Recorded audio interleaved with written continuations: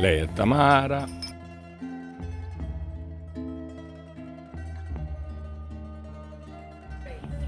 Hey, We're meeting down. hey, buongiorno. How are you? You slept well? Yes. Yes. Man, And the dinner? we're going to dinner Wednesday night here. Unbelievable. Unbelievable. Steak with foie gras. Veal sausage with pasta. Mousse bouchées.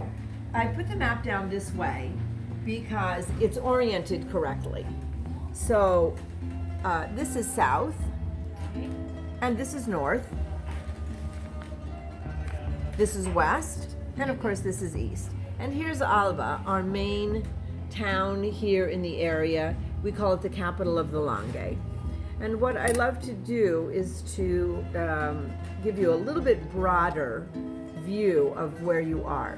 So there's a river that runs through here, just under Barbaresco, in back of Alba, and just really on the whole backside of the Langhe here. And that goes all the way up to where the headwaters are. It's a tributary of the Po, so the headwaters are up in those mountains just up there, in a mountain that you will see on the range called Monviso. So it comes from up there. And on the north side of the river is another district called the Roero. So on this side, it's called the Roero, another big wine district. East of the Barbaresco area here is another big district called the Monferrato. And south of the river is the Langhe. But the Langhe is the most blessed of all of those wine districts because we have the Barolo appellation and the Barbaresco appellation. So one can only make Barolo and Barbaresco in the Langhe. You can't make it in the Roero, and you certainly cannot make it in the Monferrato. So we're the most blessed of all those wine districts. And what I've done here is highlighted the principal roads of both appellations, so you see very clearly how the area and the roads work. Little red arrows mean you are here, so this is our little village of Signo, and we're on the southwest end of the appellation. And from us, out in that direction, in a northerly direction, so all of the rest of the Barolo appellation is out that way for 20 kilometers, and over a series of 5 ridges and valleys all the way across. And that gives us 5 parallel roads, these ones that are highlighted in green, and 2 perpendicular roads that interconnect those 5 parallel roads. And all of the 11 medieval hilltop villages that are allowed to make Barolo are situated on all of these various roads. And you have a driver, but it's nice to know how the area sort of lays out, that you actually get the lay of the land, which, it's all about the land here. So getting the lay of the land is an important thing to do. And if I were to turn the map this way, and I'll turn it so that most of you can see the villages, I'll show you where the villages are.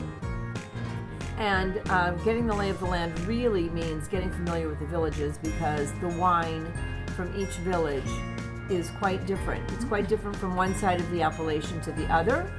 The expression of Nebbiolo changes quite dramatically depending on which village the vines are planted. And as I said, there's 2 different sides of the appellation. The southern part of the appellation is the most ancient soils. The northern side of the appellation are the younger, fresher soils, as the farmers like to say. But the truth is, we have 5 distinct terroirs.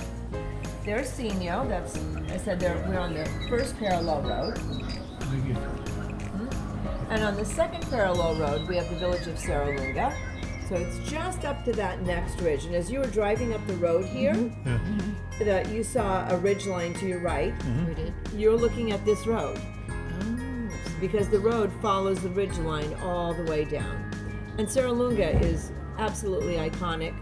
It probably makes the cover of wine magazines more often than Barolo or any other place does. Really? It's very photogenic.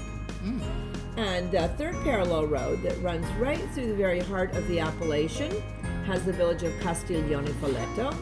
The fourth parallel road you have the village of Barolo. There it is right there. So the villages are these little gray bits, and the name is highlighted just next to it. And that, you see, runs perfectly parallel, and they all come down to this same point. Everything kind of fans out like the fingers of a hand. Down here is the wrist, and this is the thumb. Just like that. And that brings you up to the last and final ridge that has 3 villages. La Mora, which is the largest, Novello, that's to the far west, and Verduno, that is to the far northeast. And then the 2 perpendicular roads have a village each as well. Here's Monforte d'Alba, that sits right on this ridge here. And down at the eastern end is Grinzani Cavour. And as you go up this side, there's 2 little hamlets that are so small that you can't even really call them a village, but they're super important. Santa Maria and Annunziata. And all of the soils, I'll take the opportunity to say, all of the soils here are marine soils. So this is sedimentary buildup. This is a prehistoric inland sea, very much like Burgundy. So those are really polar opposites.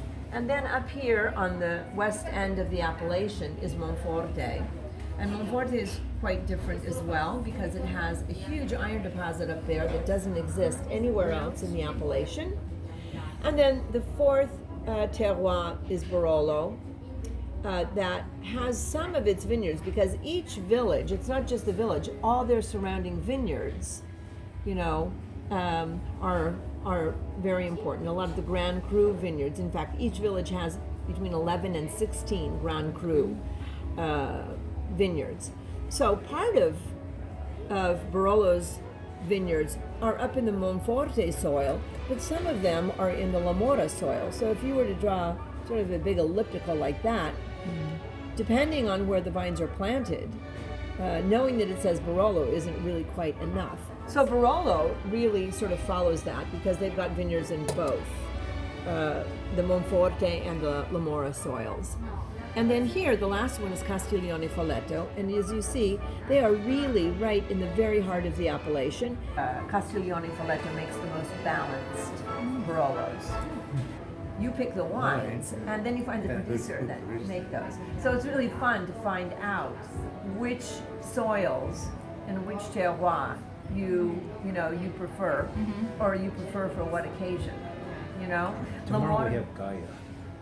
Aha, fantastic. Over here in Barbaresco, the soil composition really is more similar. The truth of the matter is you could draw a line like this, right through the middle of Barbaresco, and draw a line right through the middle of the Barolo appellation. And the truth is that the northern side of the appellation of Barbaresco, in terms of soil composition and climate, has more in common with the northern side of the Barolo appellation than it does with the southern side of its own appellation. These wines over here on the southern side have much more in common with the wines of Serralunga. The producers make 2 kinds of Barolo and 2 kinds of Barbaresco. So what do I mean by that? All the producers make a classic Barolo, and then they also bottle their single vineyard selections as well. And the classic Barolos are made up of a selection of fruit that they choose from all their different plots throughout the appellation, because very, very few producers have contiguous vineyards right out of their winery. You won't go to a winery and in most cases, have them say, all of these vineyards that you see right around the winery are our vineyards. And every year, depending on the vintage, how the harvest goes, they'll select fruit from their various vineyards and do a blended Barolo. So they're master blenders. Of Nebbiolo. Yes. And that is really the traditional Barolo. Up until about 30, 35 years ago, nobody made single vineyard selections. They only made a blended Barolo. And the traditionals, what we call the traditionalists, although a lot of that is sort of dying down with the new generation, everybody's kind of a mix of everything. But the traditionalists, there's one die-hard or 2 still in the area, believe that the only kind of Barolo to make is a blended Barolo, because they believe it's the most balanced. She's great. Oh. Have a nice day. Thank you, you too.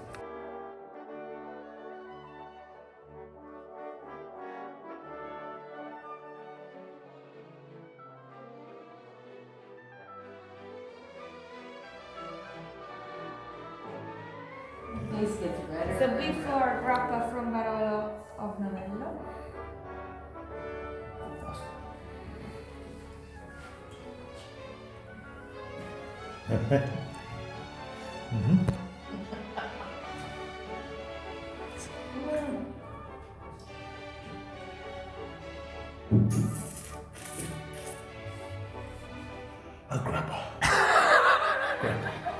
Yeah, what time is it? Grappa time.